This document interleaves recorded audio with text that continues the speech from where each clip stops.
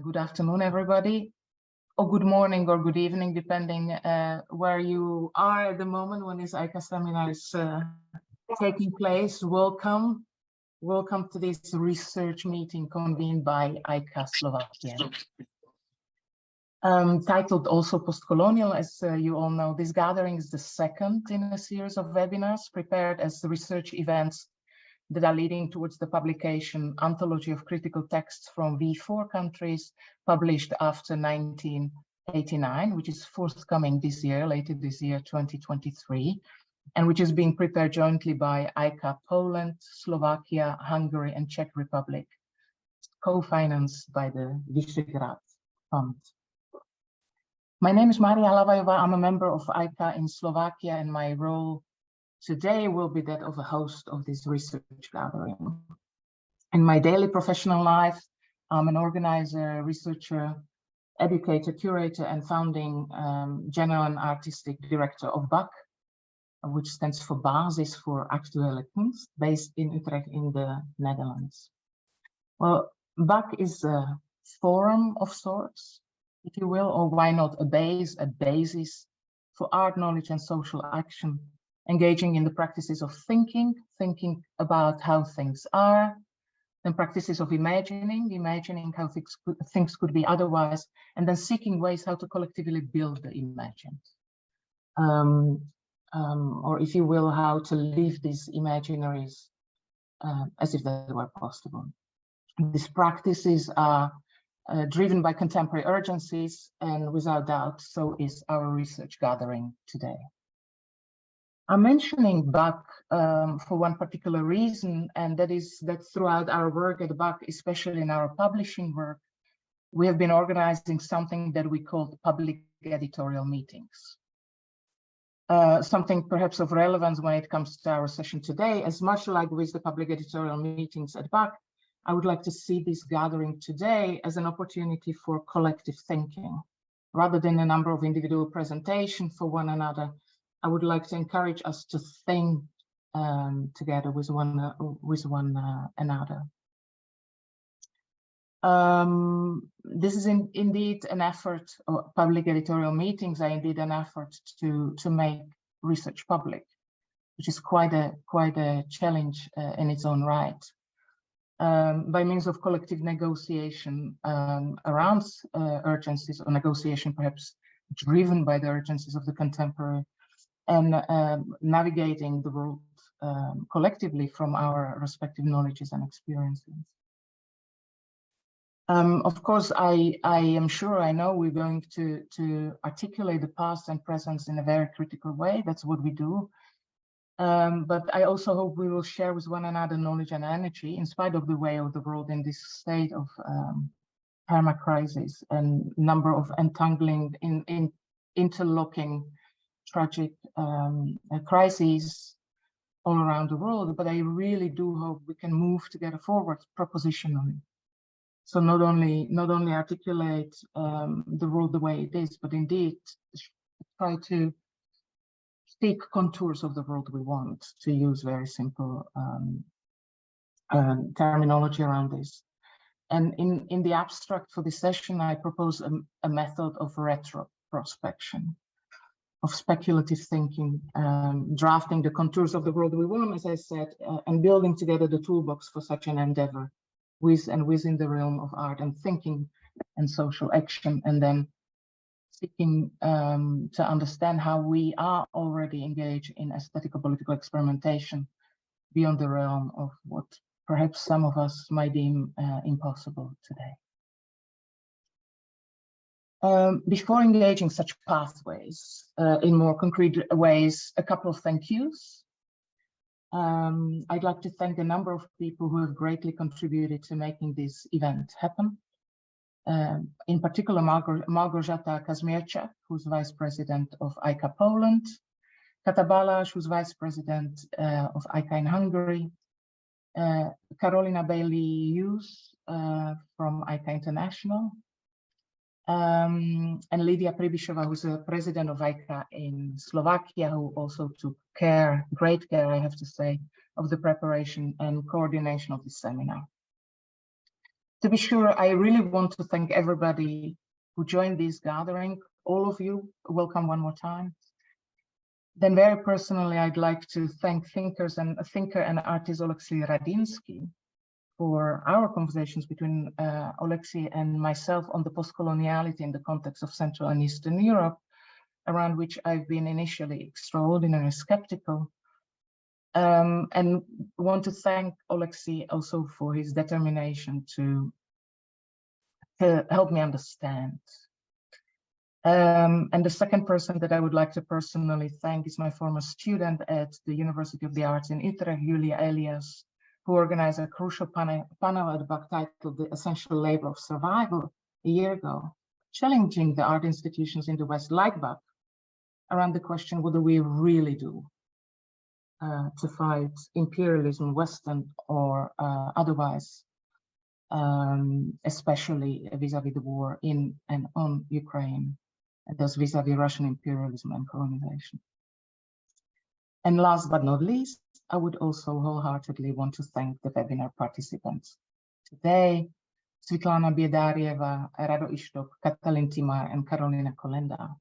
And before we get really started, I would like to offer the floor to them for a quick round of introductions in their own words, in the order of appearance. So I'd like to offer the floor to Svitlana briefly now. Thank you, Maria, so much for the invitation. It's really a great pleasure to participate today. My name is Svitlana Biedarieva. I'm an art historian, artist, and curator, and I work with the topics of decoloniality of Ukrainian contemporary art, cultural impact of Russian war against Ukraine, and representations and documentation of the ongoing war by Ukrainian artists. And I work on this project currently as a fellow at George Washington University and at Kennan Institute at Wilson Center in Washington, D.C. I'm based now in Mexico. And another kind of wider perspective of my research is comparative approach to Latin American and Eastern European modern contemporary art. And I have worked precisely in this field on an exhibition in 2019 that was presenting Ukrainian art about the war here in Mexico City. Today I'm happy to talk about my main topic of decolonization and decoloniality in Ukrainian art. Thank you. Great, thank you so much, Svitlana. Rado, would you mind to take it over? I don't see you where you are. I see you now. Yeah. Hello, everyone. Yeah, thanks for the invitation to Lýdia and to Maria and to everyone else. My name is Rado Ištok. Since last summer, I'm a curator in the collection of post-war and contemporary art of the National Gallery in Prague, in the Czech Republic. But originally, I'm from Slovakia. I'm art historian, writer, and curator, as I said. Prior to my appointment to the National Gallery, I worked independently. Last summer, I co-curated the second edition of the biennial Metro of Art that is organized by the Czech branch of Transit. And before that, I lived for almost 10 years in Scandinavia, where I continued my studies. I also I'm very much interested in the questions of coloniality and in relation to Central Eastern Europe in particular. So maybe I'll leave it there. Thanks a lot, Rado. Katalin Timár. Yeah, hi. Thanks a lot for inviting me to take part in this discussion and seminar. I'm Katalin Timár. I'm a Budapest-based curator and educator. I have an interest in post-colonial theory and on and off interest, depending on the artistic practices that I encounter, or sometimes the political situation that I have to face. And yeah, I'm also looking forward to the discussion. Thank you. Thank you, Katalin. And then we have Karolina Karolina Kolenda. Hi, I'm Karolina Kolenda. I am based in Krakow, Poland. I am an art historian and literary scholar, especially English scholar. I work at more with art now than with the literature. That has been my kind of second education. And I'm employed at the Pedagogical University in Krakow, where I work at the Department of Art Studies, Institute of Art and Design. And my research is primarily in academic research, and it is recently focused not so much on British art, about which I wrote my PhD, but I'm focused now on on the intersection of environmental studies, environmental humanities, and also the connections between East Central European art, particularly Poland, and other semi-peripheries like Scandinavia. So thank you very much for inviting me to participate in this, what seems to be a very, already, yes, a very exciting seminar. Thank you. Great, thanks so much, all of you. Now, before moving to the presentations, and also to a conversation, collective conversation, what I hope we will engage with all of you. I just want to remind all of us that you may feel free to put comments and questions into chat, or simply when the floors open after presentations, probably raising hand, whether with the emoji or really raising hands, will help us to identify you on the screen. But before we go, that I would like to kind of help us change gears and return to the abstract for this session and try to do a quick read, an annotated version of the abstract for today. Well, the title also Postcolonial. For this title, I would like to acknowledge my students both in Bratislava and in Utrecht, as well as internationally who join back public studies, which I'm teaching. Since the onset of the Russian invasion on Ukraine on 24th February 2021, we began with the notion of questioning whether postcolonial paradigm can really be applied one-on-one mechanically on the situation of Central and Eastern Europe. And we started with the series of sessions called Not Postcolonial, arguing indeed that the mechanical application or application of the postcolonial paradigm, the way I train in postcolonial theory in the so-called West, was not quite possible. Yet we were trying to seek to expand the postcolonial with the post-communist, as it were, playing with the statement, don't just apply, update, seeking how the concrete situation in the context of Central and Eastern Europe can actually revive the notion of the postcolonial for the global conditions today, at the times when, dare I say, together with David Moore, when we understand that, as, and I quote, no corner of the planet is outside of the postcolonial compass, it might happen that this universalization of the postcolonial condition, as David Moore has it, also presents the danger of, and I quote again, inflating postcoloniality into categories so large, so that it loses any analytical bite. And indeed, as the horrors of Russia's war in Ukraine continue until today, and the attacked people and lands endure unspeakable suffering, there is a growing parallel commitment from artists, thinkers, and activists to create an in-depth understanding of the causes and genealogies of the conflict. Much of these efforts center on the postcolonial paradigm as a way to articulate the historical relations between Ukraine and the Russian Empire and Soviet Union, respectively. Yet the postcolonial paradigm extends beyond the Russo-Ukrainian case within Central Eastern Europe and encompasses much larger set of relations within Central and Eastern Europe.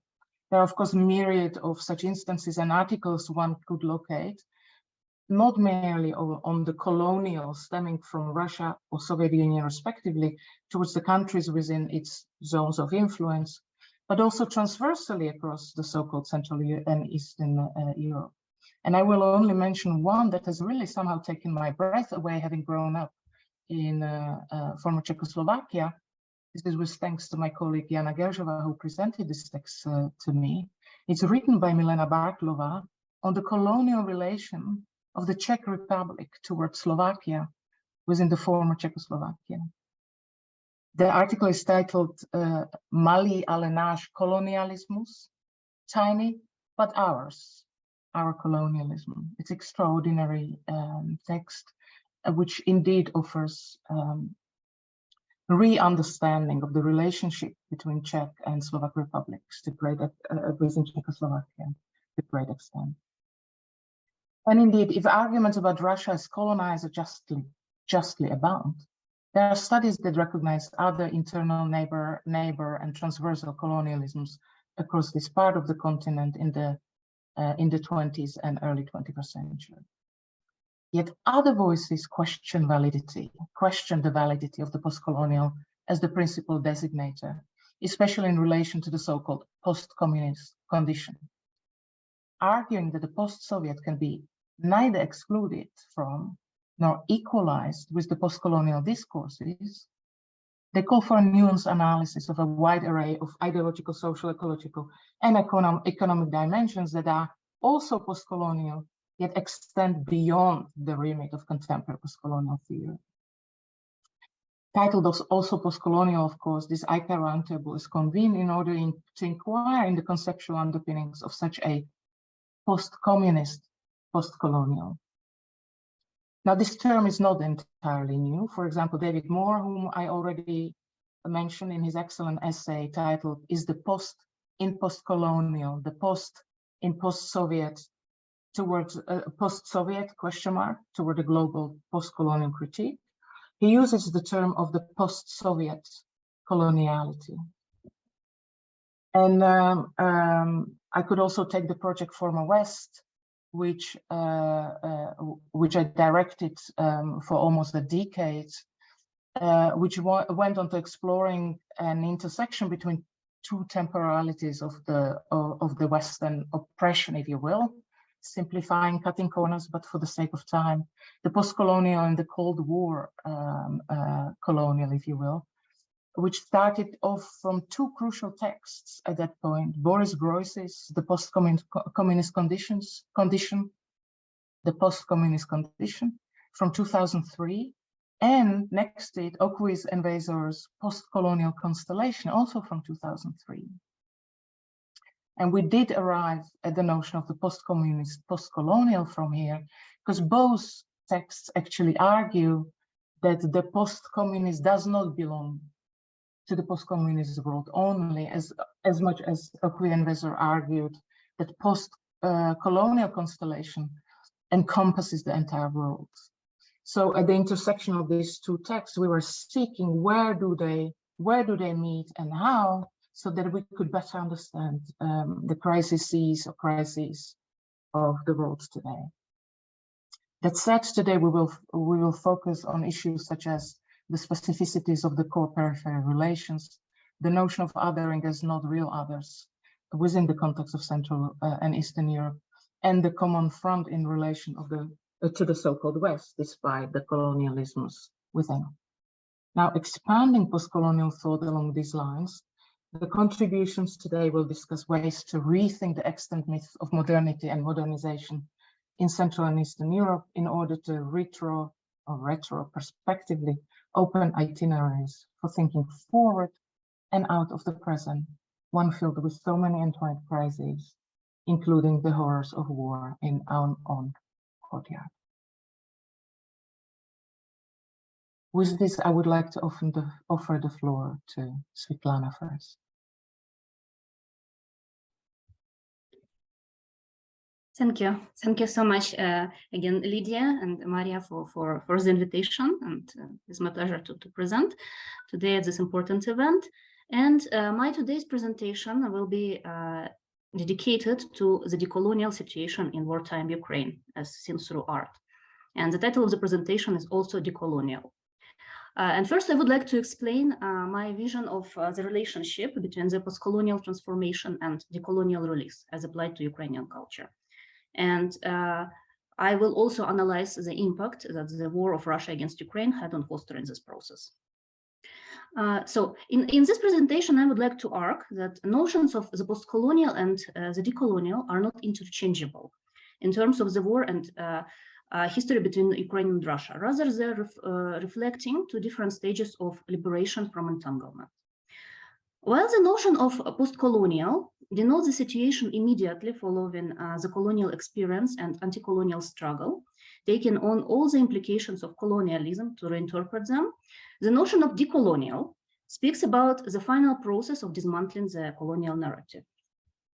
And here I rely on the description proposed by decolonial researcher Madina Tlostanova, who remarks on the chronological and logical discrepancies between the two approaches. The chronological condition, according to her, is more of an objective given, a geopolitical and geohistorical situation of many people coming from former colonies.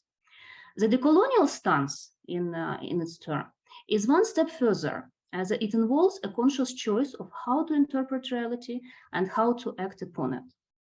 So, my proposal that the atrocities of Russian war, which is an anachronistic Russian war of aggression against Ukraine, have brought Ukraine to the culmination of this decolonial stage, with the once dominating narrative of Russian culture that was supposed to envelop Ukrainian culture, having fallen apart to the point of no return. Indeed, any further aggressive action on the part of Russia toward Ukraine will only continue to foster this process, what is an inevitable shift from post-colonial to from post-colonial condition to what decolonial theorists call decolonial option. So I would like here to start my presentation.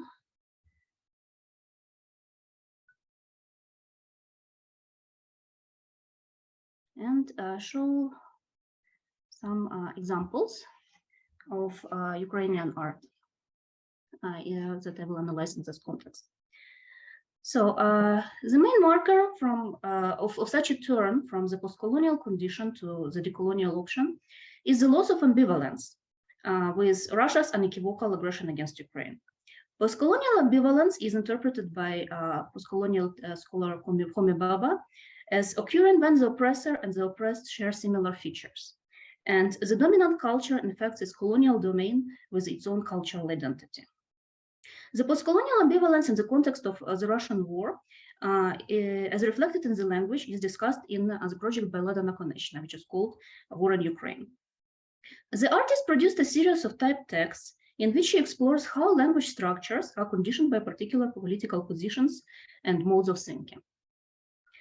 Small details, such as the order of words or the use of prepositions, can change the meaning of a phrase.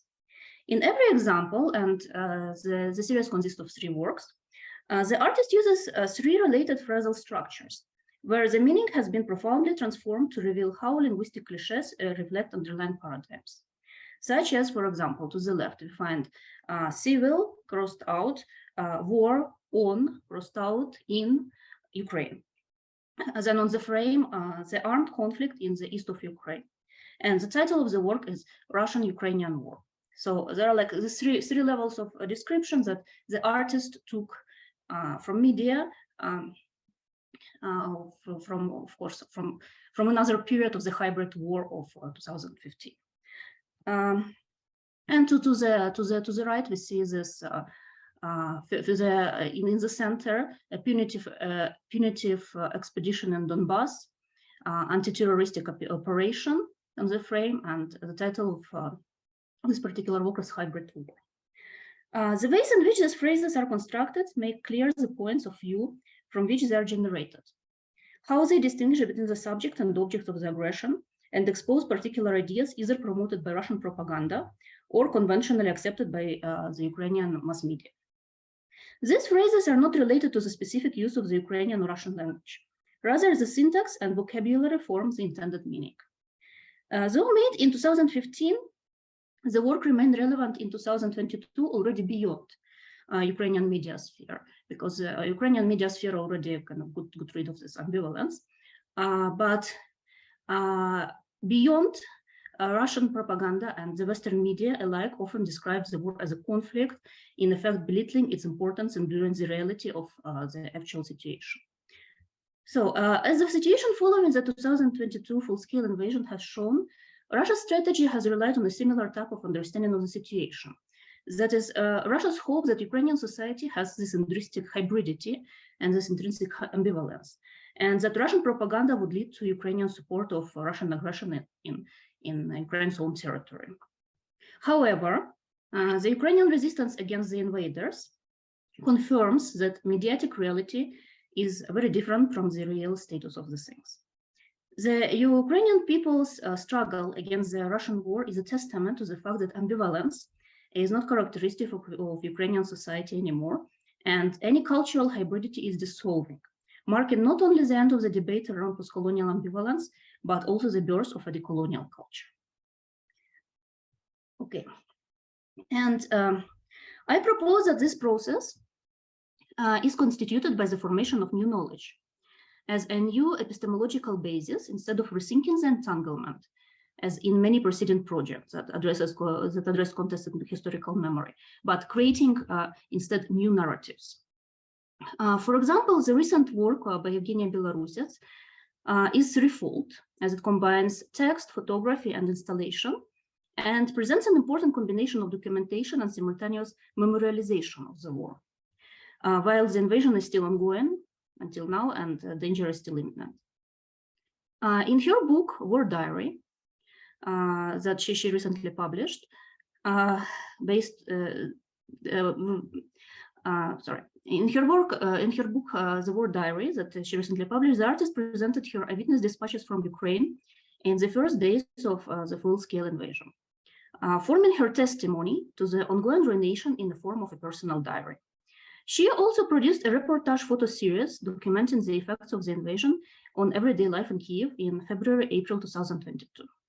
For example, this work that we see on the left from 17 March 2022 shows a view of the city with violet gray smoke rising over it. It is unclear whether this was a cloud or a trace of a rocket, which was hit by the anti-aerial defense and fell on the city. As passers-by who claimed to be witnesses of the event told to the artist. The official media remained silent on this occasion, so we don't know what exactly happened in this scene. This subtle balance between deadly threats and the peaceful everyday life in this photograph creates tension as an anxious expectation of the unknown. The text by Belarusets reveals the violent underpinnings for such general anxiety, describing stories of the first, most brutal months of the invasion. For example, quoting, "In the evening, I learned that a friend of mine was evacuated from the small town of Irpin, northwest of Kiev. On the way, she lost her dog, who was frightened by the explosions and ran off in a panic. She saw with her own eyes how women with children were being targeted as they tried to get on an evacuation bus. Then something heavy crashed to the ground not far from them, a bomb perhaps, and everyone on the bus was knocked over. My friend told me, I want to survive so I can describe this evacuation in the hub. Some were murdered during the evacuation. The estimate so far is 6 women and children, but the exact number of victims and injured is still being clarified." Based on the text from her War Diary, Belarusets created an installation that was originally shown at the Citizens' Garden in front of the European Parliament, which features the artist's account of shelling, destruction, and human losses during the days of the occupation of the Kiev region. The text describing a day in the red zone is etched into the metal of the table, and the table was itself crafted in Kharkiv. According to the idea of the artist, with time the surface will rust, but the text will remain inscribed there as the evidence of the crime seen and narrated by Belarusets in her closest circle. However, it can paradoxically be also seen as a symbol of dialogue, an invitation of 2 or more sides to communicate over it, which, given the traumatic experience inscribed into the surface of this table, converts to a sign of an impossibility of such a dialogue. The text negates the very possibility of a peaceful exchange, inverting the object's meaning to the opposite, and at the same time functioning as evidence of atrocities performed by the Russian army in Ukraine's territory. This work can constitute both the final turn in the artistic documentation of Russia's war on Ukraine as memorialization of it, and the conclusive decolonial statement, although it might be seen as coming prematurely while the historic events are still ongoing. As the invasion continues, decolonization, documentation, and memorialization go hand in hand. Okay, as we record and examine this inner transformation, the inevitable question is, what effect the decolonial disentanglement and the relevant changes in the epistemological basis and the formation of new historical memory in Ukraine has on the wider regional picture? In 2021, I published an edited volume, Contemporary Ukrainian and Baltic Art, Political and Social Perspectives, 1991-2021, where the discussion between the art historians and curators from Ukraine and the Baltic states who contributed to the volume was ongoing through the notion of the post-Soviet space as a container for traumatic memory, post-colonial entanglements, and the aftermath of the then ongoing hybrid state of Russia's war in Ukraine. Today, I say that if we speak about post-Soviet space as a uniform notion, we can note that this space has come to the point of its full dismantling. First, with the escalated confrontation caused by Russia's war and the supportive participation of Belarus in it. And second, with the decolonial leap in Ukraine after the full-scale invasion began in February 2022. And this decolonial process provoked a chain reaction among other post-Soviet countries, such as, for example, recent process in Georgia. Until recently, Ukrainian art and culture were seen as what decolonial scholar Boaventura de Souza Santos calls absent subjects, where the subjects of knowledge production are deemed incapable of being such due to their nature, which is interpreted either as a lack of experience. For example, this very common notion that Ukraine is a new state formed after 1991, therefore it lacks this kind of cultural deepness or experience in both production and presenting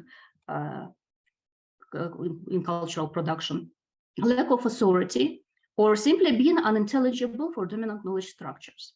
And this is something that is radically changing now.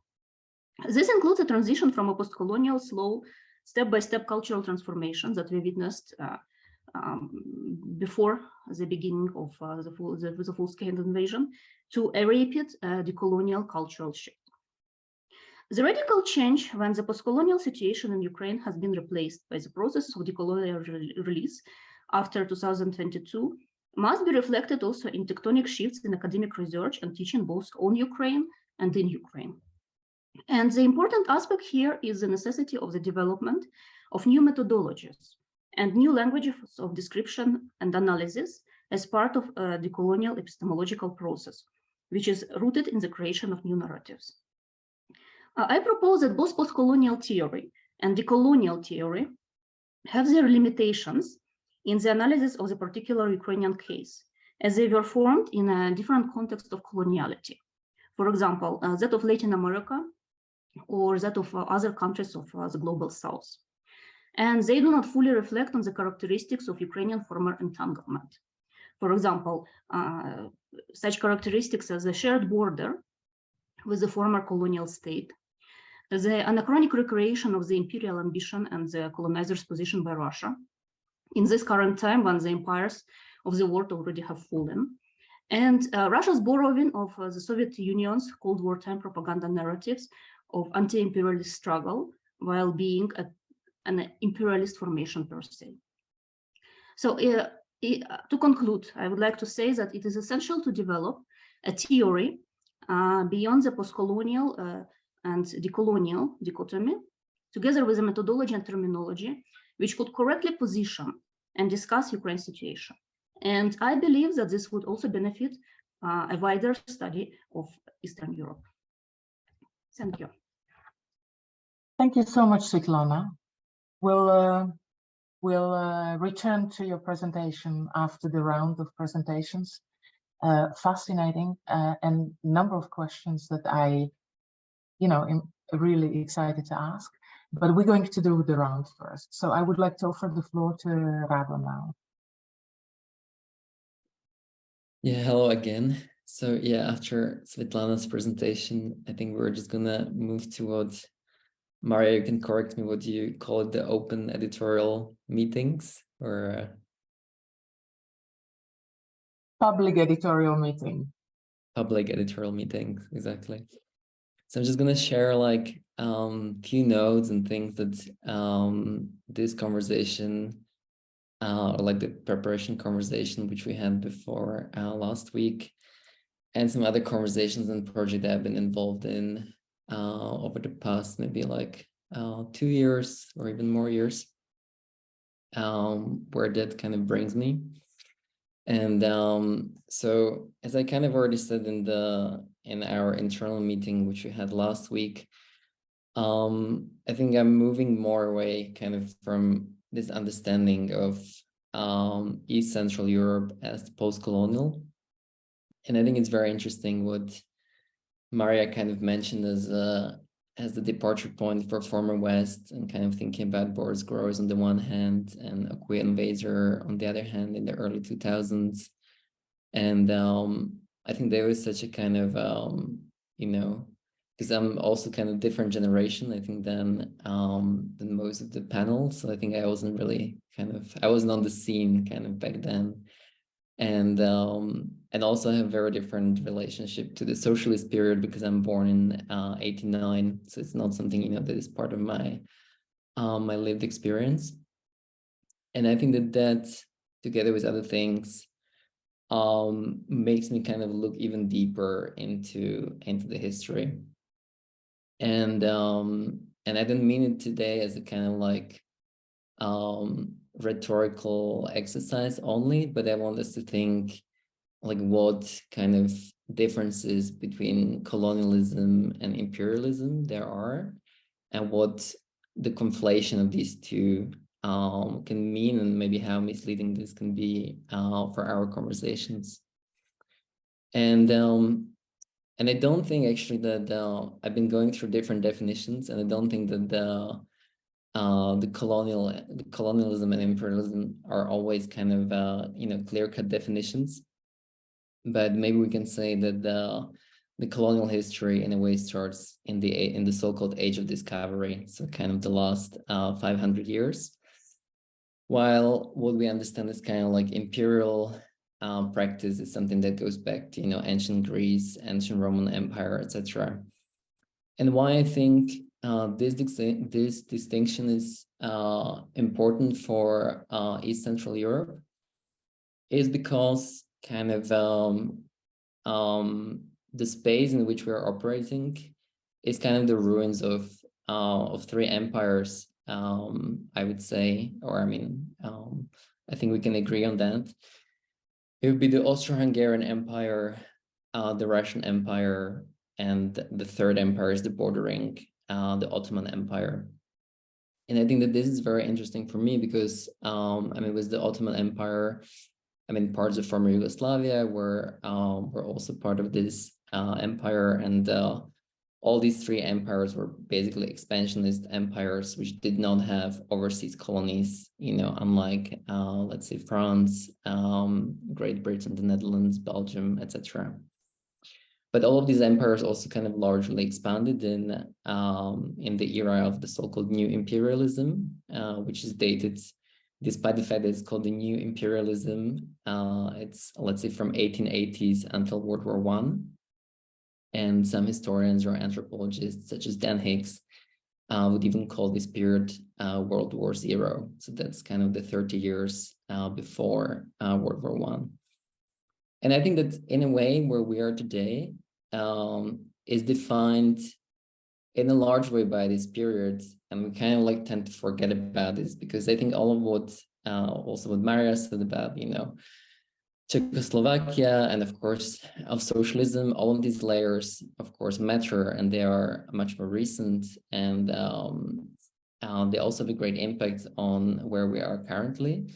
But I would argue that, these relationships are kind of, the relationships that were shaped by these failed empires, that lost basically World War I, are maybe like, the core of the issues, of many issues where we are today. And of course, as we're not the only kind of like failed empires at the end of World War I, there was also the German Empire, that was also on the side of the loss. And because I lived in Scandinavia, I think it's also really interesting for me to think about Sweden and Denmark as empires, with Denmark in particular until today, kind of to a large part ruling over Greenland and the Faroe Islands, and over Iceland as well, until World War II. And with this, I think I would also, this also brought me to kind of like to the thoughts that Czechoslovakia as a formation that kind of doesn't exist anymore is also a result of a war in which many empires have fallen apart and kind of new post-imperial formations came into existence. And the 1990s was another moment like this. And this year we're, let's say, celebrating. Some people are celebrating, maybe some are not. But it's the 30th anniversary of the establishment of the separate Czech and Slovak Republic. So at the National Gallery in Prague, in collaboration with the Slovak Institute in Prague, we're preparing a program in relation to this in November. And this made me to like dig a lot into the 90s as well. So I'm kind of, on the one hand, kind of like 100 years ago, like trying to understand this post-imperial space in which we are in. And on the other hand, I'm looking into the 90s right now. And the story of the separation of Czechoslovakia is one of those kind of stories we're very proud of, because it was a peaceful separation. And there wasn't, any war, any conflict. And despite kind of like tensions we have between the Czech Republic and Slovakia, that come from certain kind of like paternalism, etc. The more and more I'm looking into the 90s, the more kind of like thankful I am to what happened to us in particular. And what I want to say with this is that we could also see the 1990s as another kind of one huge global conflict that consisted of many separate conflicts. And the same year as Czechoslovakia was dissolved, Ethiopia and Eritrea kind of separated as well, initially very peacefully, then falling into a war conflict. There's many civil wars. There's almost a decade-long civil war in Algeria. There's a civil war in Rwanda, resulting into genocide. There's wars in Ossetia. There's wars in Abkhazia, on the peripheries of the Russian Empire. Which Svitlana has discussed kind of the context of the Russian Empire just before me, and many other wars that are based around claims for autonomy and independence of various nations that maybe since late 19th century have been part of various imperial formations.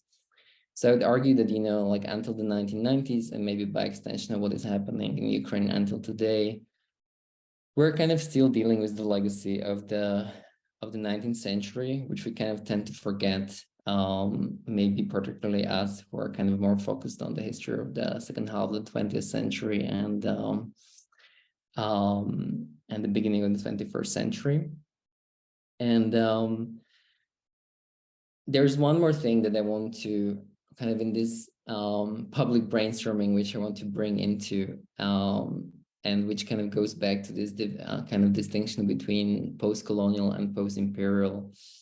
And that's kind of the way, how those who were part of certain empires, such as, let's say, the case of Slovakia being part of the Austro-Hungarian Empire, have also benefited from the colonial world order at the time. So, let's say Slovakia was part of an empire, but, still, let's say, whatever, coffee, cocoa, cotton, etc., were processed, and not produced in Slovakia. And I think this brings me to parallels, which I want to propose here to discuss. This brings me to parallels with places such as the Basque country, Brittany, Ireland, Iceland, and maybe to a certain extent Finland, which are, you know, European countries that also, I mean, some of them are of course not countries, because the Basque country, you know, or Brittany are not independent territories.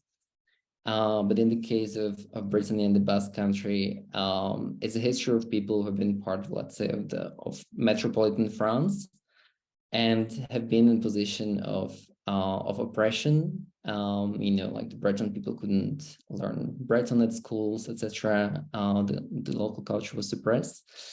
But at the same time, they of course benefited from France being a colonial power in terms of, you know, the wealth that this generated. And I think that where we are now, and I'm completely complicit with this, as someone, you know, who's been mostly educated in English, I feel that they were kind of at a disjunct where we're not able to look for the parallels that would actually be productive for us, because very few of us, you know, are proficient in Arabic, so that we, or, you know, in Turkish, so that we could kind of like look into the history of the Ottoman Empire in relation to ours. Or very few of us are kind of, you know, connected to what has been happening in the Basque country or in Ireland, or somewhere else. But for me personally, I think that this is the most productive kind of context to look into.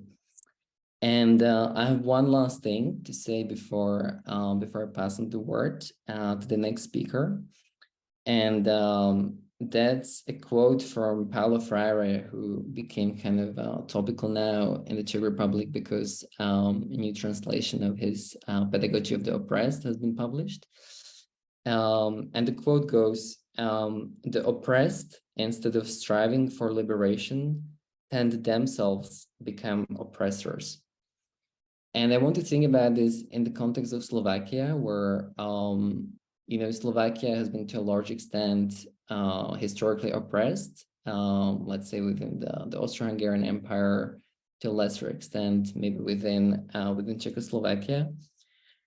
But I want to think how kind of like this doesn't end with kind of the liberation and this kind of like 30 years of independence of Slovakia, but how we have kind of ourselves been historically dealing with minorities within Slovakia, you know, whether this is the Ruthenian minority, the Roma people, the Jewish people, you know, in kind of like recent decades, the Vietnamese community.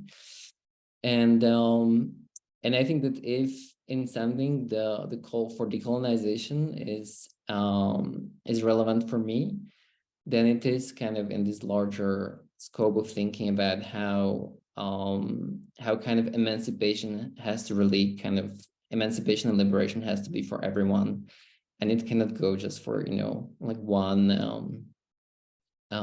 let's say group that is fighting the oppressor, but how we're always kind of you know, one piece of a puzzle in a larger kind of mosaic where we can both be the oppressed and the oppressors. So maybe I'll leave it there, and I hope that we'll be able to pick up some of these kind of like scattered notes during the conversation. Thanks a lot, Rado, for this forte through world history and histories and presence. Also for the comment of the intergenerational character of this panel. Nonetheless, I see already a line forming. I recall how Svitlana ended with the call for new methodologies and terminologies. You brought up a question whether we need to talk about postcolonial colonialism, or we need to return to the let's say ideological undergirding of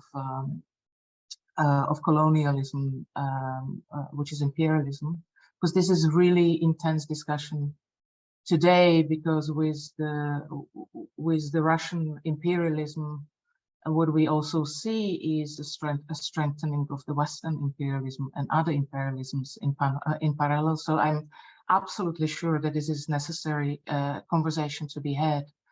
I have to say that through development of the vocabularies with my students in this research project, of course, the through line between imperialism and fascism has been brought up, which is also something that we should not lose aside from. Thank you anyway. I'm going to offer the floor to Katalin. Yeah, thank you. And it's really funny because I can also see how our presentations have common grounds and common threads, if you want.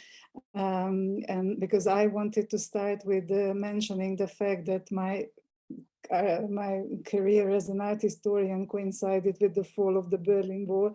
So referring to Rado, it's quite funny that like I was born as an art historian in the same year, but not as a person. And this date, or the fact that the Berlin Wall came down, marks the temporal and spatial parameters of who I am, what I do as a curator, or as when I do theory, and how I try to live my life in Budapest. And I want to go back to another idea of colonization that I worked with in the late 90s, early 2000s, and that's the idea of the idea of self-colonization, and that was an important moment and a really useful tool. This notion of self-colonization, as it is developed by the Bulgarian theorist Alexander Hughes, and so we found that, a few of us, that theory quite useful in analyzing what we were in.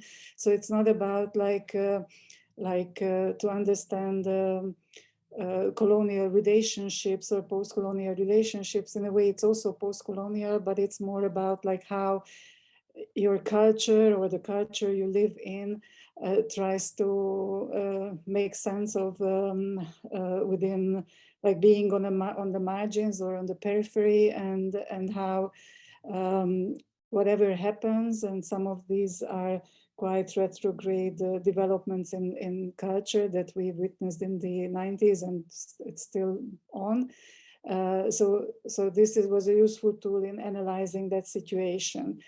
And funnily enough, we bumped into that text in the exhibition catalog of After the War. And I think I wanted to mention this because it's also quite symptomatic that that exhibition also tried to mark a certain turning point in history and defining this period between 89 and the 2000s, or 2000. And I think that's also kind of an inkling or like a desire to already historify or our time or the period when we live in. So what was really important in Kiosev's text is that he spoke about cultures that are traumatic. And I think it's also important in relation to history that Rado explained, but also like current history that Svitlana was talking about, like how we live, at least that's the feeling, that we live in this constant trauma of like how life and society changes around us, and how even a war that is not in our country defines our everyday existence on many levels.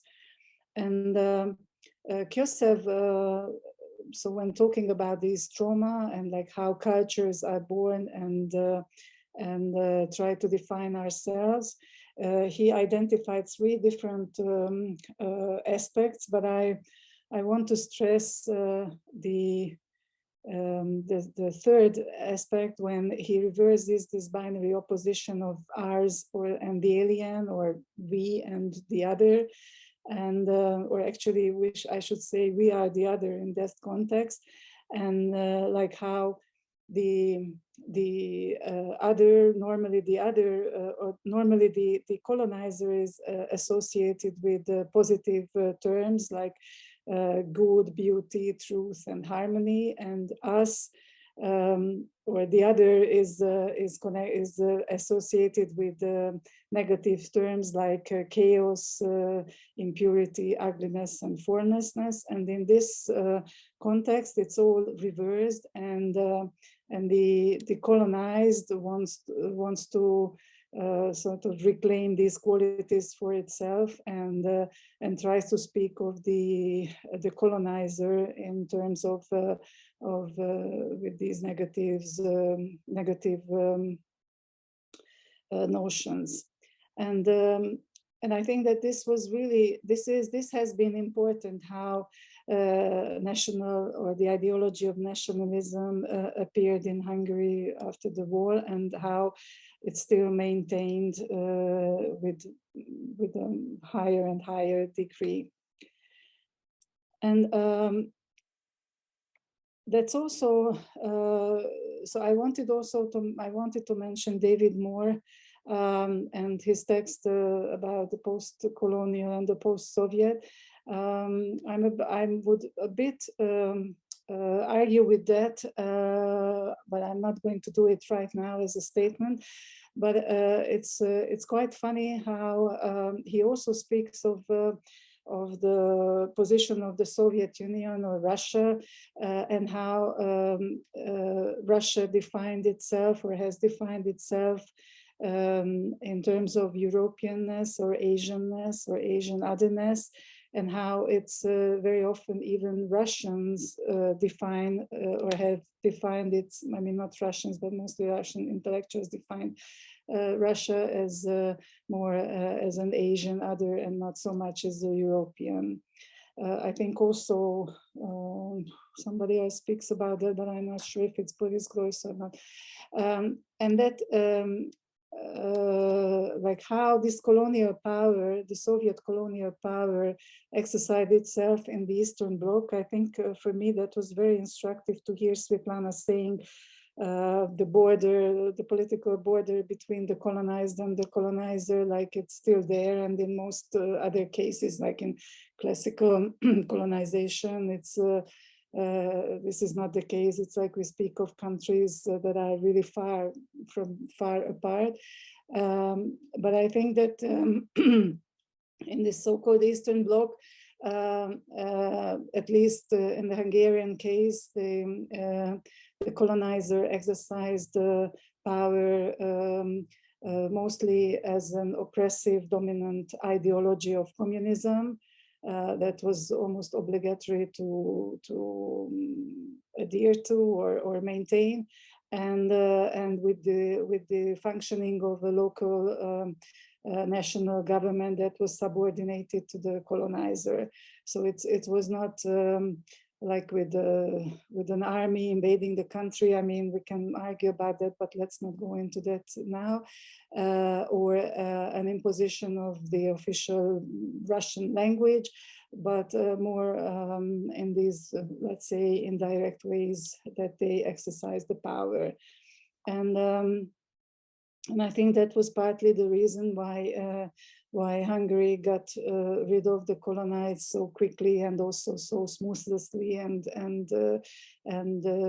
without any violent events after the war came down.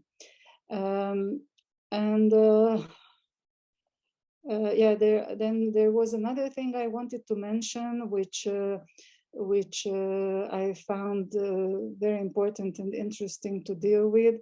It's exactly these, like how you become, how you as a colonized can become the colonizer if you change the context. You're still in the same country, but the country's relation to other countries may result in you being the colonizer. And that's the case with Hungary. It's mostly about those territories that were allocated to the neighboring countries after the result of the, or as the result of the Trianon Treaty in 1920, after the dissolution of the Austro-Hungarian Empire. and I think it's also important, like how Hungary treats even today these territories as kind of former colonies, or tries to exercise a certain maybe more soft power in these territories and among the Hungarian-speaking inhabitants. And this trauma, this historical trauma that Hungary went through as the result of the Trianon Treaty, like, I don't know how much you're familiar with it, but just to illustrate it, there were approximately 7.5 million Hungarians left in Hungary, and only in Transylvania there were about like 1.6 million Hungarians living there. So it's like quite a big part of Hungarian inhabitants found themselves from one day to the next in a different country. And so there is this trauma, and very often the way it's treated these days, it's that it's raised by so there is only one dominant discourse about this trauma. It's mostly a really ultra-nationalistic and chauvinist discourse that doesn't take any other historical or current geopolitical conditions in mind, just like as a constant repetition of this traumatic event. And there was an artist, or there is an artist who made extensive work taking photographs in Transylvania and showing people, Transylvanians, mostly in rural environment, I mean inhabitants of rural communities, and the way he used the pictorial rhetorics within these images, I found that quite colonizing, of course, in more cultural and symbolic terms. And I think that's a discourse that really feeds well to these ultra-nationalistic, even if that's not the artist's intention, but it feeds these ultra-nationalistic groups and ideologies. And just one last thing I'd like to mention that is more, it's not something I've personally worked with, but I follow the activities of a younger group of sociologists or a group of young sociologists who try to work with the word system approach and explain Hungary's current situation as an example of semi-peripheral development. And I think it's an interesting theoretical tool, if you want, to use these theories, but at the same time, I find that this is not capable of accounting for a global cultural or ideological, the global cultural and ideological differences that we experience in our country. So it explains mostly economic differences and economic developments, but not so much like how culture and ideologies work and define our experiences today. So maybe I finish now, and then I give the floor back to you. Thank you so much, Katalin. And of course, it's quite interesting to think through Hughes's self-colonization through the, if you will, founding trauma of Trianon Treaty and the road system theory, how to think through the current alliance, formal alliance of the state with Putin's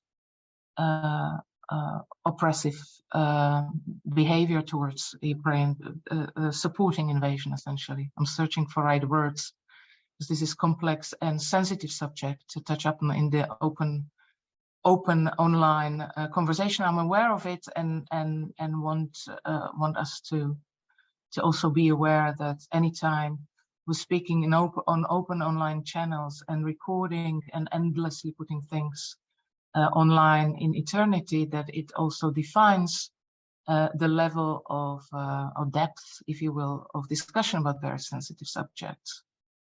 So I just wanted to introduce that. Thank you so much. And we're going to quickly move to Karolina. Thanks so much. And as I mentioned at the beginning in my introduction, my background is in art history and English studies. So as an art historian and also a literary scholar in my research, I have focused on landscape, mainly as a medium of constructing collective cultural identities, particularly in Great Britain. I was writing about post-war British art and the modes of representing especially rural, but also urban landscape, post-colonial landscape. But also more recently, I have looked at East Central Europe and its relations with other European semi-peripheries, such as Scandinavia. So relations that I analyzed again through the lens of landscape and art in the landscape, employing an eco-critical, also environmental perspective. So my focus in what follows will be predominantly on spatial, also environmental aspects of the post-colonial. And as far as Poland is concerned, the discussion of the post-colonial in Polish art discourse and more broadly in the humanities has recently focused on the very ambivalent position of Poland vis-a-vis colonialism, on its expansion in the East during the late 16th up to the late 18th century. And also has been analyzed, this has been analyzed as colonial by many scholars, particularly Jan Sova. For instance, this also he mentions this traumatic experience as a kind of like a framework. But also recently, there has been a lot written about Poland's lack of overseas colonies in the interwar period, which came hand in hand with a very widespread desire to gain those overseas colonies, as was manifested by the very great popularity of organizations such as the Maritime and Colonial League that had around 1 million members before World War II. In reference to what Rado was talking about, so of course these differences between colonialism, imperialism, they are important, but actually we have to bear in mind that it is empires that conduct colonial projects, and would-be empires, as Poland to some extent was, yes, in the interwar period, actually practice colonialism, not maybe practically, but through political fantasies, through actual visual practices. Recently, some of these practices have been very brilliantly described in a paper by Łukasz Zaremba. It is titled Slavic Blackface, and it is also points to the not very thoroughly researched, yes, this issue in visual culture, more in literary culture. So rethinking the post-colonial in East Central Europe means actually accounting for a very long, very complex history, a history of semi-colonial expansion, a history of interwar period fantasies, German and Soviet occupation, of course, as well, and of a shared post-socialist political and cultural realities. So this complex history leaves us with what, in a very, very broad sense, I would term, after other scholars, imperial debris. So this called of aftermath of imperialism, which is both tangible and intangible, actual material destruction, but also a destruction of communities, cultures, human relations that were, and of course might have been. So as for the Polish context, there also have been numerous exhibitions discussing this tangible and intangible imperial debris, or post-colonial debris, if you will. Particularly this colonial imagination and discourse that has developed in the interwar period to help compensate for very unstable political conditions. Exhibitions such as AICA Haiti, that was curated by Magdalena Moskalewicz in Venice Biennale in 2015, or an exhibition at the Savvy Contemporary in Berlin, Everything is Getting Better, Unknown Nouns of Polish Post-Colonialism, was curated by Joanna Warsza in 2017. And they discuss this somewhat embarrassing history, proving that colonialism is possible even without colonies. and that the call to decolonize, for example, museums, institutions, and of course our imagination as well. This applies to Polish and Eastern European institutions. And many of these shows, as well as, of course, numerous museum collections of non-European art and material culture that require revision, and of course this decolonial deconstruction have been discussed recently at a very interesting conference, Decolonizing Museums, organized in Warsaw 2020, where among other numerous very brilliant papers, there was also a paper by a Polish scholar, Adam Kola, who's an author of the book Socialist Postcolonialism, and he presented a paper on the role of counter-hegemonic visual arts in providing an alternative solution to post-colonial Western dominance, which his presentation explored an anti-empire as a method. But in the light of present political situation and also contemporary urgencies related to the war in Ukraine that have been discussed by Svitlana, I think the cultural climate will and maybe perhaps should tend towards formulating narratives or also rethinking history in a way that focuses more on the future rather than on looking back. And I base my assumption on observing the development and directions in the environmental humanities, which is at this point in my research my immediate point of reference. Also for considering the local concerns, urgencies of our region, not just ecological, but also political, cultural, gender-related, and so on. And in the eco-critical post-humanist reflection, it is considered crucial to form or at least imagine new kinds of alliances, multi-species alliances, for instance, that might help us survive the environmental catastrophe.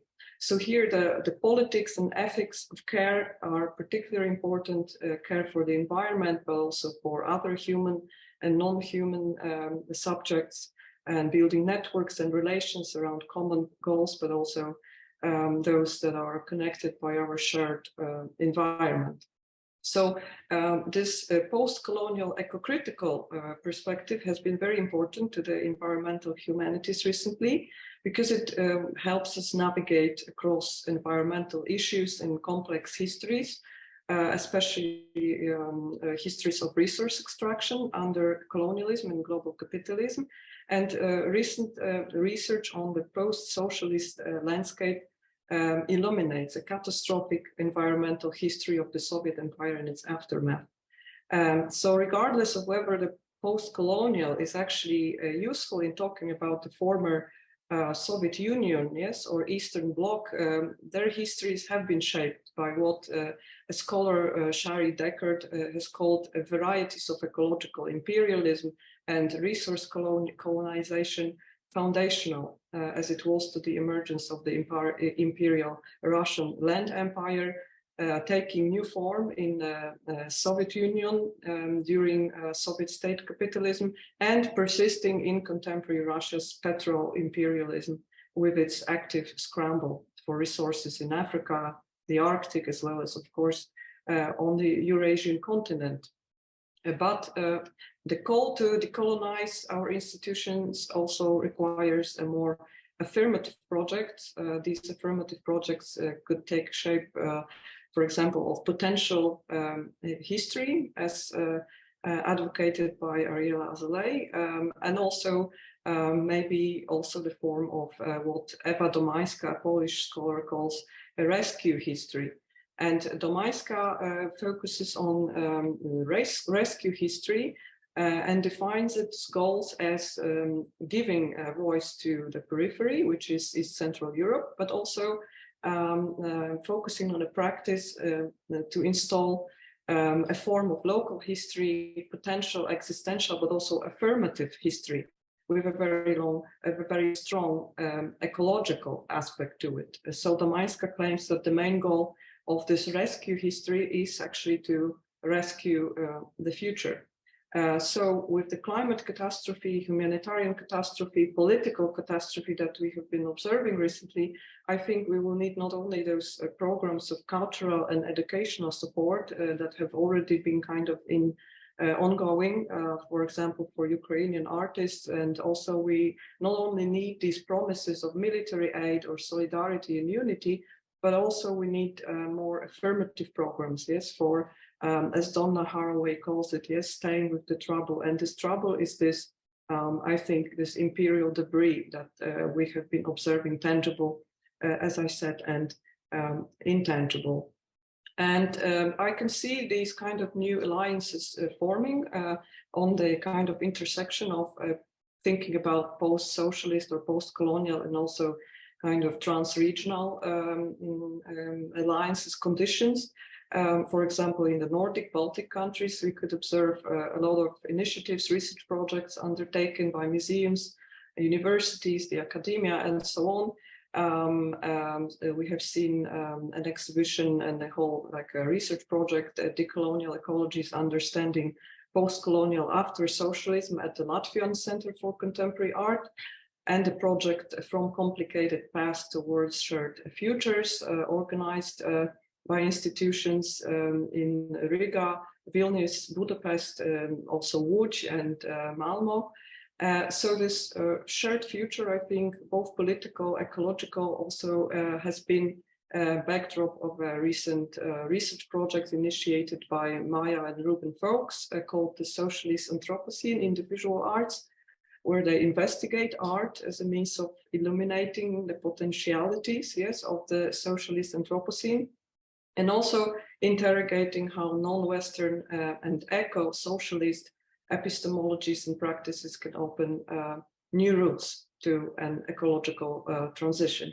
And just like a personal note at the end, in my research, I have recently proposed what I called environmental horizontal art history, of course, referring to Piotr Petrovsky, but also it is supposed to be like a term to rethink artistic relations in the artistic semi-peripheries. So, for example, Central Eastern Europe and Scandinavia, and also as a methodology that thinks about the environment, not just as a lens to rewrite our history, but also, or most importantly, as a crucial aspect of our present and future way of imagining, representing also being in and with the world, as well as making those new alliances between regions, species, animate and inanimate beings. So I think history, of course, is important, but I think we have to think about the future and to decolonize also our imagination. That truly means to imagine a future beyond those past and present political and historical entanglements. And it means exactly to rescue history, but also to rescue the future, as Eva Domańska said. So I think to agree with Svitlana, I really agree that we need new methodologies, but also new affective methodologies or modalities, yes, to think about and imagine these new trans-regional networks, alliances. Yeah, and I hope we can figure something out here at this seminar. Thank you. Thank you. Thank you so much, Karolina. And we are going to, we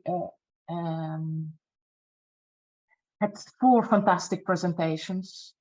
And thank you for what you brought up, this a need to decolonize the future, essentially, or perhaps decolonize time. I wanna make sure that a couple of, I mean, you made lots of references to very important programs and proposals that I think would be really important to keep them in mind. You mentioned Jan Sowa, and somebody who's been really important for me and my research with his ideas around perverse decolonization.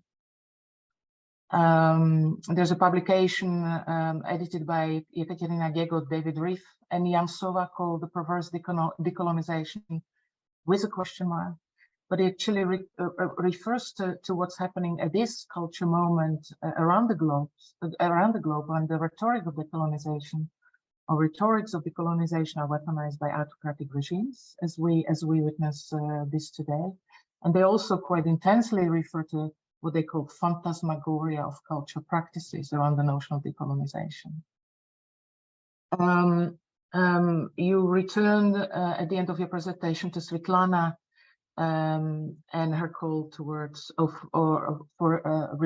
her call that we need new methodologies and new languages. You proposed a number already, some of them quoting other projects such as Adam Kolar's anti-empire as a method, but also calling for multi-species alliances and new affective methodologies to stay with the trouble. So I want to carry on with this and want to just to kick off the conversation.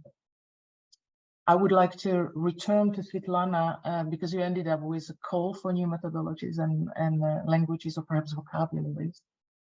Whether you could start kind of think pathways towards this. So what do you have concretely in mind? What are you working on at this very moment to add up to the list of propositions that we already had on the table? Okay, thank you, Maria, for the question. My point is that in much of my research, I rely on decolonial theory as something kind of closer to the situation that we see in Ukraine, but of course is not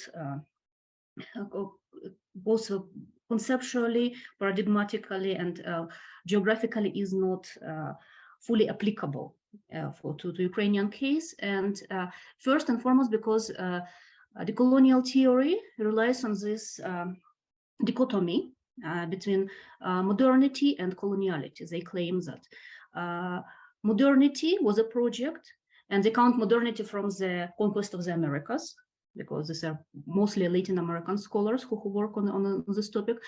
And the project of modernity already carried in itself this other side of coloniality. And in the case, if we speak about Ukrainian-Russian relationship, it's quite difficult to apply this framework. Although there are kind of some attempts, for example, Walter Mignolo, one of the colonial thinkers, he claims that modernity actually started when the Golden Horde, or the Mongol and Tatar Horde, was expelled from the territory of contemporary Ukraine and Russia. And in this way, and it was like early 16th century, so in this way he aligns it roughly with this conquest of the Americas. And that's how, according to him, this count of this coloniality starts. But I find this very problematic.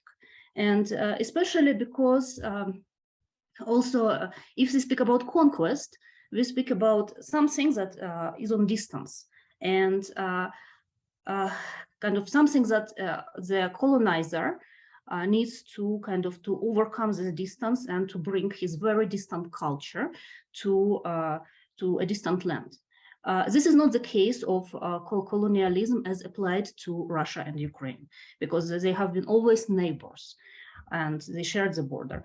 And in this case, I would propose, I'm currently working on a book that I hope to publish in autumn. I have already kind of a contract with Palgrave, which is called Provisionally on Decoloniality and War, the Ukrainian-Russian case. I cannot say kind of many things because it's work in progress, but I introduced there the notion of decoloniality as this kind of relation between the two neighboring countries.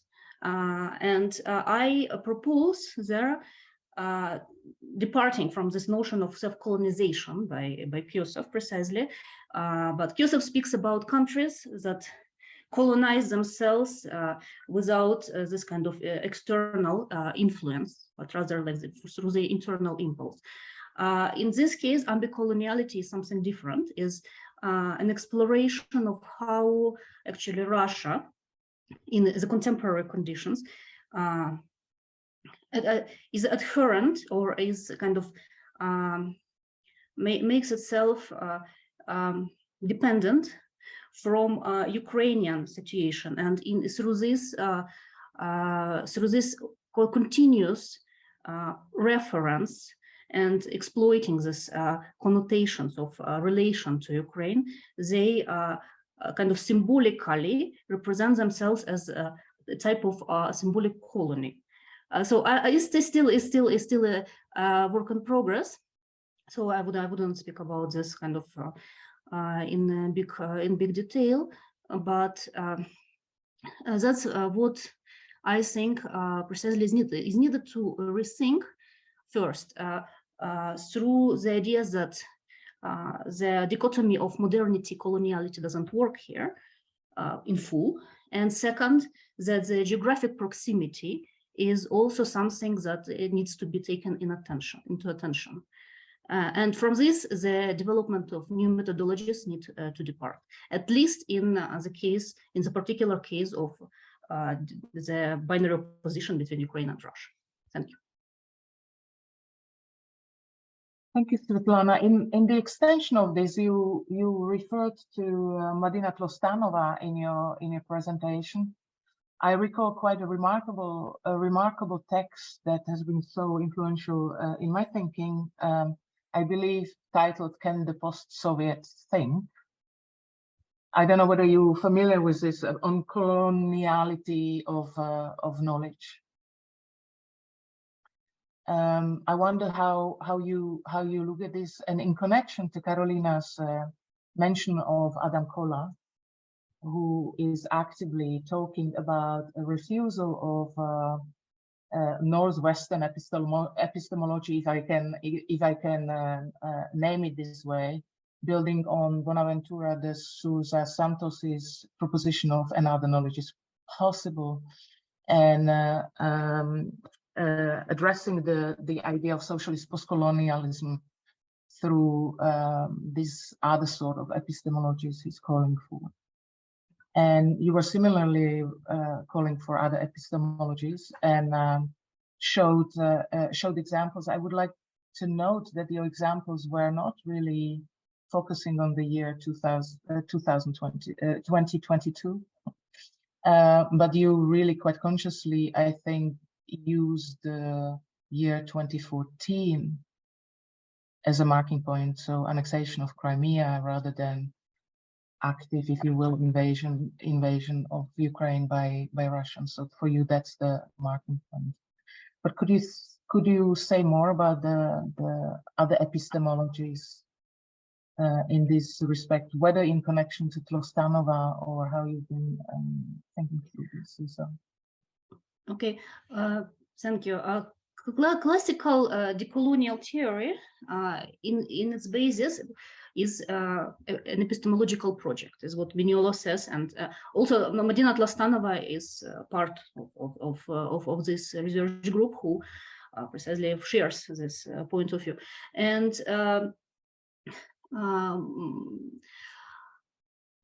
yes, you're right. I consciously used two examples. One was from 2015, and it represented this hybrid understanding of the political situation and of social reality of the hybrid war. And in my opinion, it refers to this post-colonial stage, as I mentioned in my presentation. And the colonial stage, both paradigmatic and chronological, came to this 2022. And that's why the second example was from 2022 as an example of creation of new narratives. And this is important, precisely this is an important point of creating a new epistemologies that would be disentangled from the colonial influences of Russia. And that is why there is such large movement now on decolonizing Ukrainian culture against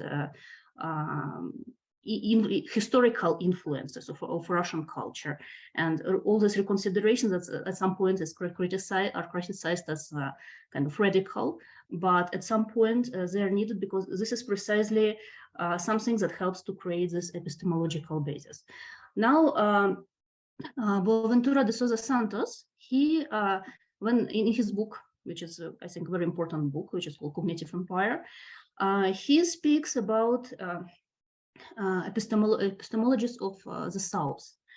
And he remarks that actually the South is not a geographical position, is a marking of epistemologies of the oppressed that develop in particular way. As in the case of decolonial theory, as seen by Boaventura de Sousa Santos, it is capitalism that takes kind of this very important role of like we can make the parallel with modernity, for example, like with this coloniality modernity or coloniality capitalism. So basically he sees that as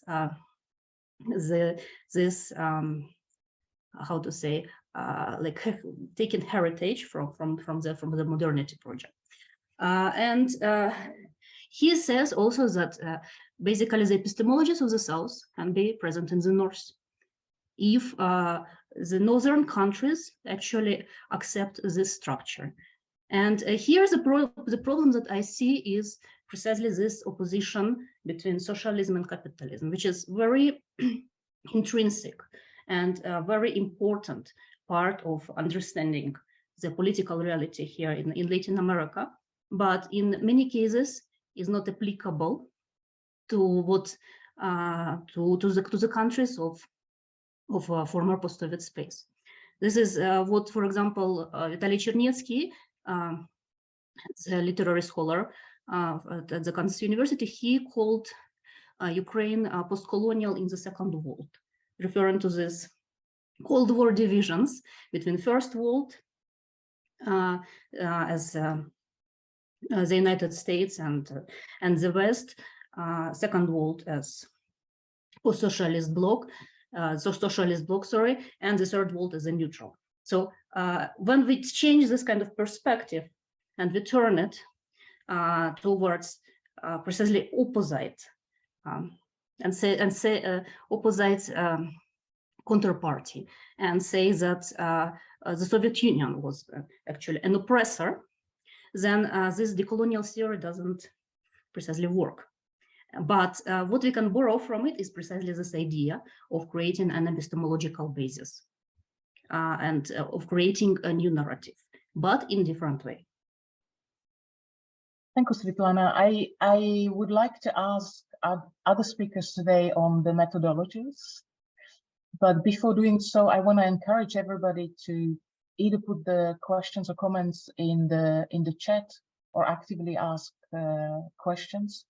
Looking at the chat, there is a comment from Erika Lehrer aimed at Karolina, but I think we all could take notice that there's a first small publication emerging post-ECHO's conference Karolina mentioned, and an edited volume is on the way on decolonial museology in the region, and there's a link which I did not yet open, but I'm sure full of really valuable knowledge for us. Thank you, Erika, for sharing this. Are there any immediate questions that anybody would want to ask now? Maybe we take time, but I really want to actively encourage you to join in the conversation. Katalin, Rado, maybe Karolina as well, although you offered a couple of methodologies in a concrete sense. But I wonder whether we could touch base on the propositions for methodologies while moving forward, speculating forward and moving forward. I'm sorry to say, but I don't want to divert this question from methodologies because I think it's really important. But I had a question to Svitlana, like I'm curious to, I want to make use of her presence in many ways, not just that she's a theorist, but also like she has experiences, like first-hand experiences and ideas that like what has changed between 2014 and 2022, how it was perceived, or is it perceived differently in Ukraine, or it's I don't want to give words to your or tell instead of you, but so please, can you speak about that? Thank you for the question. Well, if the situation in 2014 somehow kind of presented this polarization, there was still, I think, no understanding, or kind of full understanding of the scale of the potential scale of this invasion.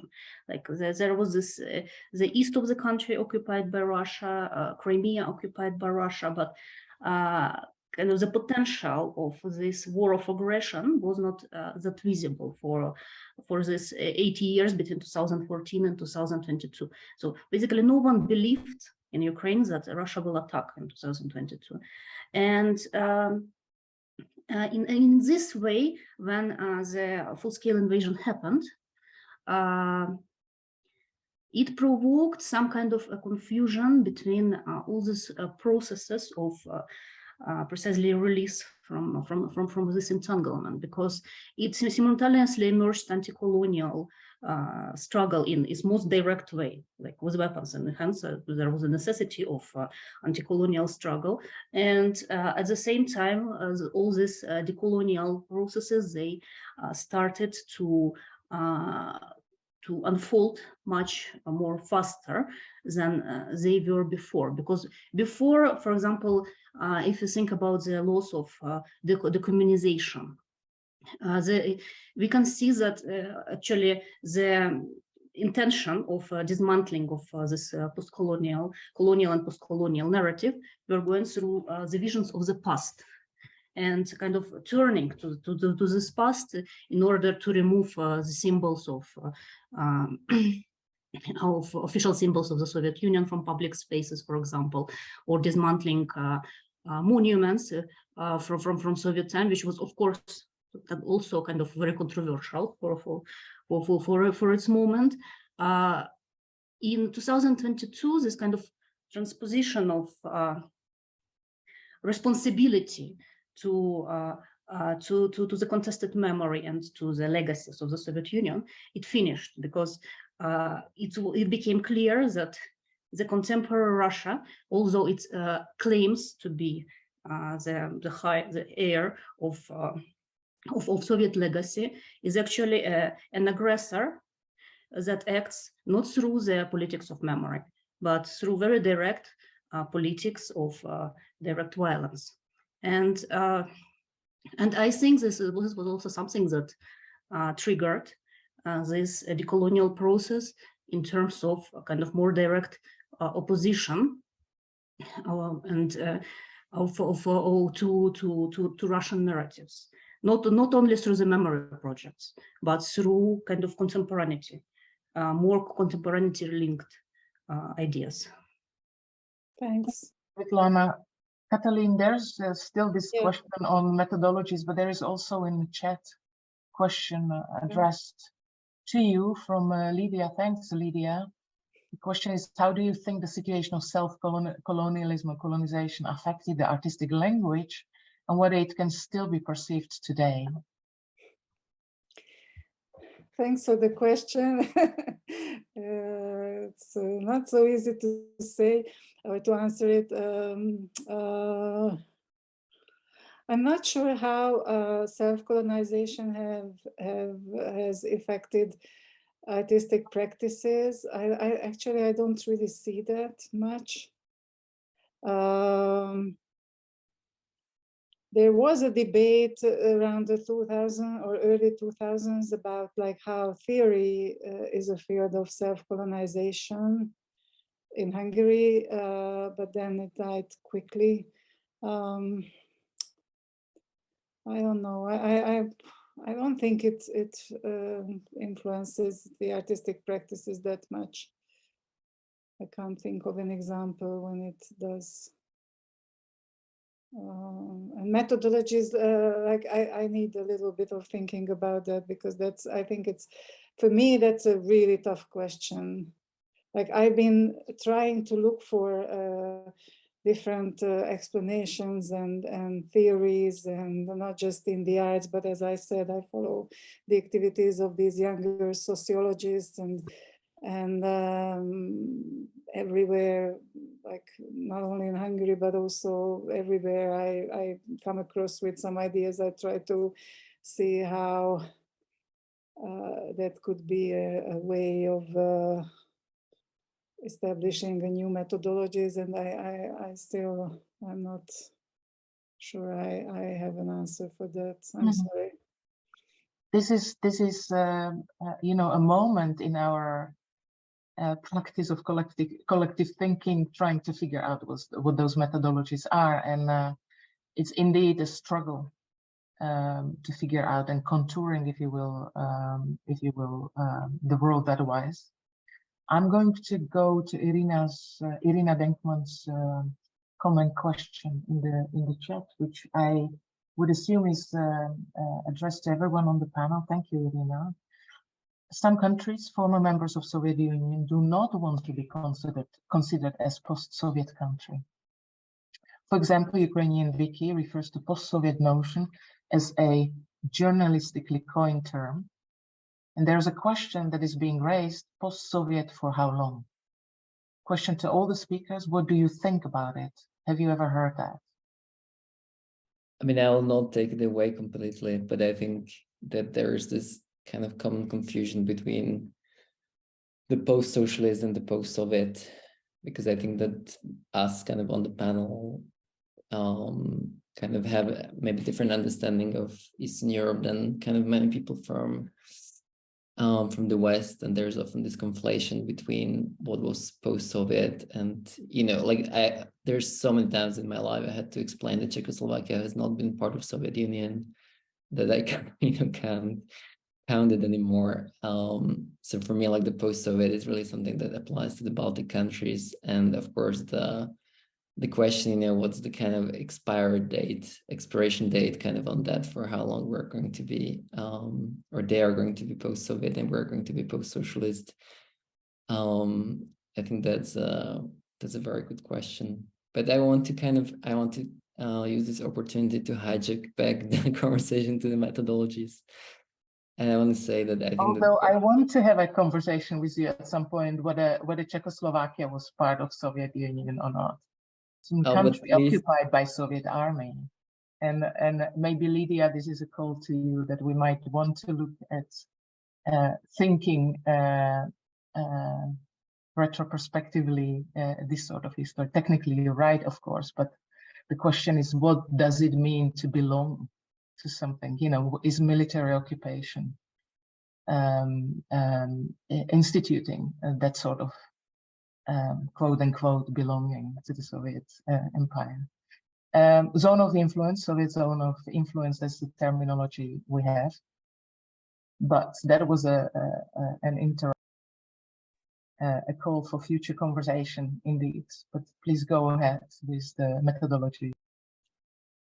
No, I wanted to say that I think we are really at a loss. I don't think that anyone has kind of adequate methodology. I think part of the problem is that we're kind of looking, you know, looking elsewhere. And I think that's also what Svitlana has kind of pointed out to the limitations of, you know, I had my kind of 2015 period of, you know, looking into Mignolo and trying to understand, you know, how this can be like relevant to, you know, where I come from.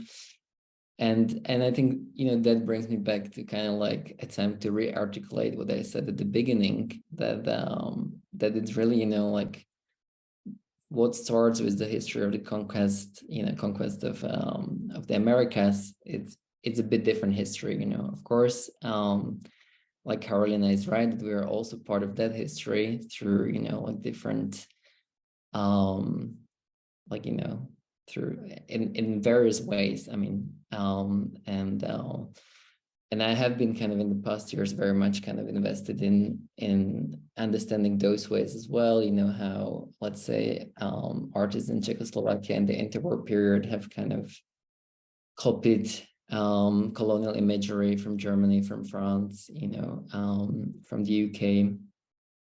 But I don't think that, you know, what we are kind of dealing with in relation to kind of like our history vis-a-vis the, you know, the Soviet Union or Hungary or, you know, or Vienna is comparable to, you know, what kind of Walter Mignolo is talking about. So I think that's the moment for me when I kind of, you know, I've read it, I kind of updated myself. And to be honest, I find it is just another level of self-colonization, because again, kind of like taking theory that is, and I don't mean this kind of in a, in a dismissive way, but just for me personally, it's just again kind of looking into a theory that is now theory that was developed again kind of around the Atlantic Ocean, that it's not something that is kind of so relevant to us, as opposed to the history of the Ottoman Empire, which is kind of much more much more relevant, I think, and that's that's again connected. I had a conversation, kind of an uncomfortable conversation with someone in Poland recently, who was like, asking like, oh, what's the difference if there's a sea, in between? And I think that's, Svitlana has already kind of illustrated the, what it means to have a border between Russia and Ukraine, and what it means that there's a border between Ethiopia and Eritrea, and between Iraq and Kuwait, and I think that this is really, for me, like, this is the productive kind of historical parallels that kind of I want to be looking into. And it's not a methodology connected to a particular thinker, but it's a kind of methodology of trying to understand, how these expansionist empires have worked, kind of like, and how also kind of like to kind of tie in what Katalin has been saying, how the the Trianon trauma, I mean, in Czechoslovakia, that's really like our, that's our day. I mean, that's when we emerge, it's like finally, and of course, just across the border, this is like a kind of huge national trauma that kind of, answering to the question, like, how long we're going to be post-Soviet, how long is Hungary going to be post-Trianon? I think like we're dealing with kind of conflation of so many kind of, historical events, in the length of the 20th century, that just this conflation of layering is just not allowing us to even tell, like, if we were talking about the imperial debris, which is, something I very much relate to. So which empire are we even talking about, I think that's for me the kind of crucial question. Thank you, Rado, for this. And I see that this idea of debris and the ruins of whichever of these empires, it's quite crucial to debate. I want to turn to people who have joined us for this afternoon, morning, or evening, respectively. Whether there are any urgent questions. We have 2 more minutes to go. So if there is an urgent question, I would really want to encourage you to pose it now. This is the moment. And while preparing for posing the question, questions, I would like to ask our contributors to think if we would take this as a public editorial meeting, which is a research event, if you will, helping to go with, or perhaps even disrupt, the process of editing of the anthology, whether we could collect at least few urgencies, or maybe terms, notions that we would require of the editors to look at further, just to see whether we can collectively kind of discern a number of important moments from our conversation and beyond it, to put together in these last couple of minutes. There's a message from Lisbeth, not a question, but a congratulations for the important debate. Thank you so much, Lisbeth. If there's no question, can we look I ask you go, Katalin?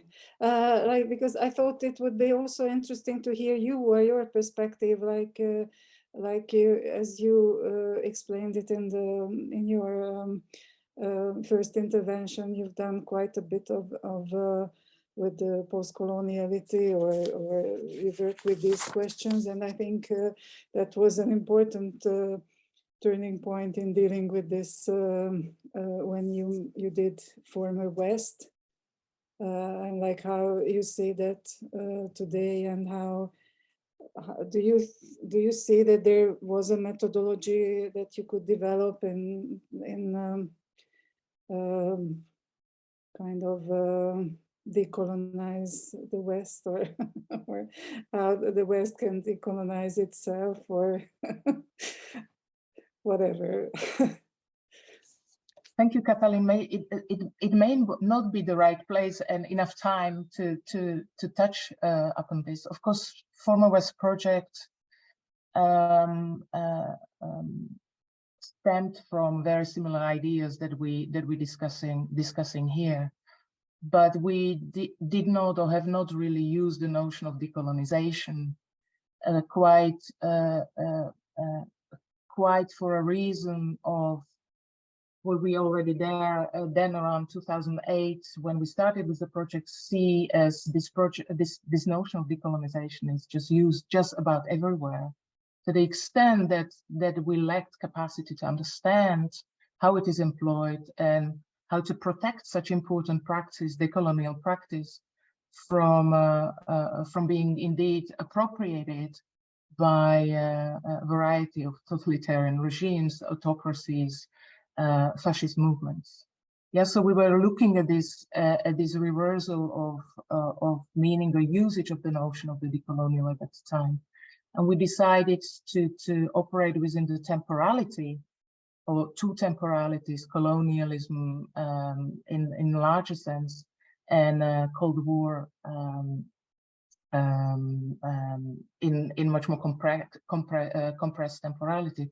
So that idea of formering, which was not the situation at the moment of the making of the project, but the proposition of forming the West towards the future, is that kind of complex conceptual kind of take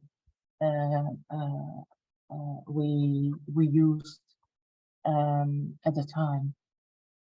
Of course, Former West project could continue now, and perhaps at this very moment it would be very important to revive the notion of forming the West, specifically because as a reaction to intensification of Russian imperialism, what we witness is the intensification of Western imperialism, and the conversations that are happening around me, which I understand theoretically, but wouldn't know what kind of practical advice would go towards, let's say, Dutch government, as I live in the Netherlands, when it comes to weaponization or delivering weapons to Ukraine. I have no knowledge and very strong opinion about it, which I don't need to share here. But the question is, how do we, at this critical moment in history, do not align with neither of these imperialisms?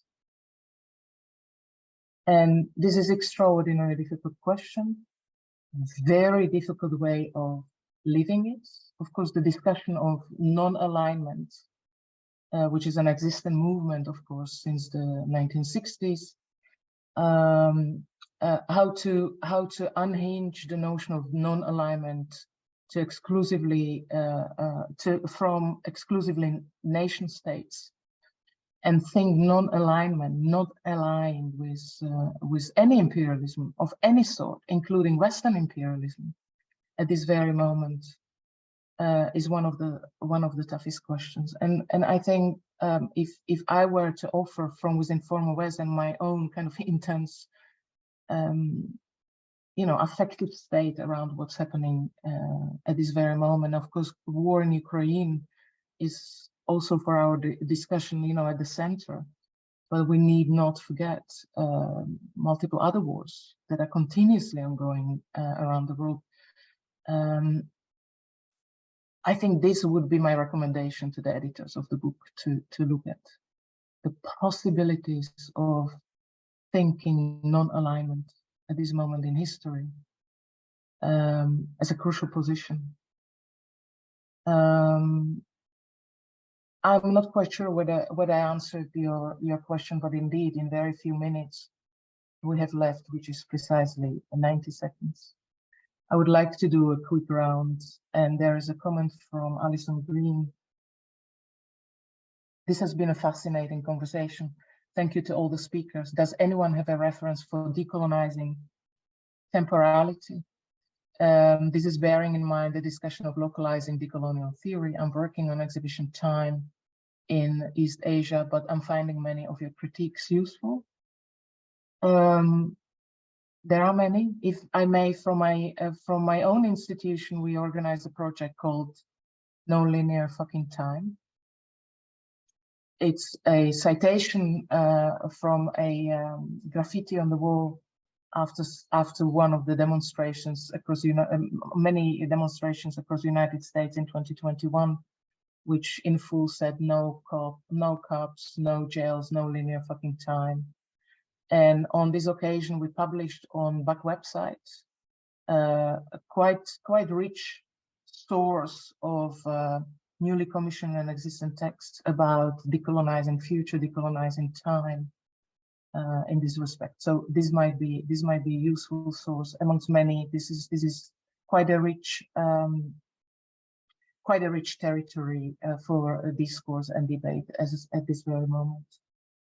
I don't know whether my co-speakers do have other proposals at this very moment. I want to use the last 30 seconds to receive from you 4 recommendations to the editors. What is the utmost urgency? I did offer the thinking through the notion of non-alignment at this moment in history.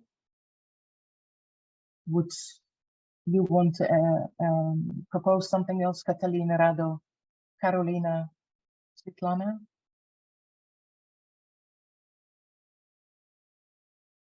Help me. I couldn't agree more. Thank you, Rado. Stay with me 10 more seconds. Katalin, you go. Same here. Easy. Karolina. Yes, I think I can't add anything apart from what has been said. You've made so many wonderful propositions, from multi-species alliances to the notion of recognizing the power of the affective in our practice, which we very often forget. I also have a call for finding new methodologies. I don't think we have found them yet, but we're working on it. We're working on it, yes. Wonderful, thank you. Svitlana, would you want to add something?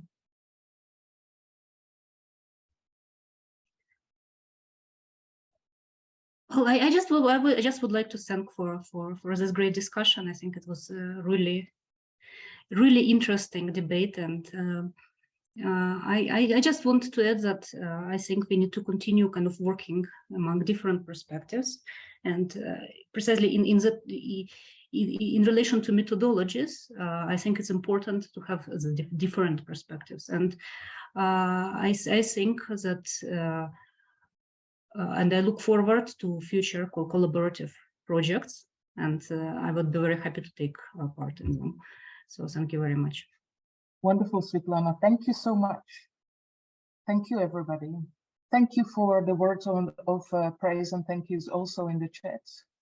I think it was a very important discussion, and I'm joining everybody in excitement to work together on something that is really crucial moving forward. Thank you, everybody.